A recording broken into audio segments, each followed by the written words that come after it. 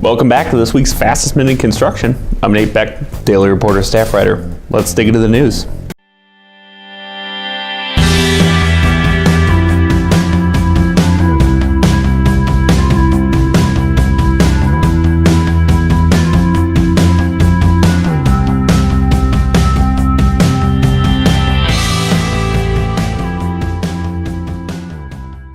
Republican lawmakers are circulating a package of bills to replace Governor Tony Evers' two-year transportation spending plan.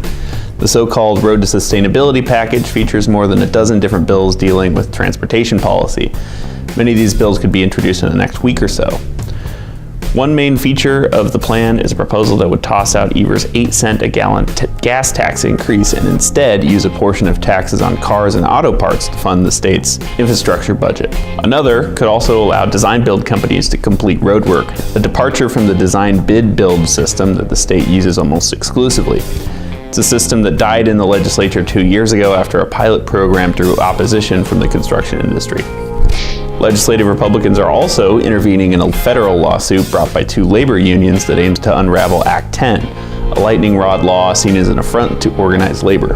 The International Union of Operating Engineers Local 139 and 420 filed a lawsuit against the Scott Walker-era law, arguing it restricts their free speech in the wake of the U.S. Supreme Court's Janus ruling. But GOP leaders in the legislature on Monday said they'd intervene to defend Act 10, which has been upheld in court numerous times before it was passed in 2012. And on Thursday, newly elected Democrat Josh Kaul said he'd also go to bat for Act 10 in court. Milwaukee Mayor Tom Barrett's $52 million streetcar extension plan is on hold after a committee meeting this week.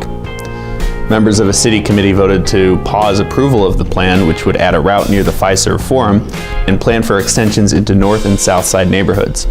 Some council members demanded new central city investment programs, while others questioned the planned route into the Southside Walkers Point neighborhood during a meeting Tuesday. It's a move that could strain the city's ability to complete a half-mile extension before the Democratic National Convention brings thousands of visitors to town in July 2020. That's it for this week's Punch List. We'll see you next week.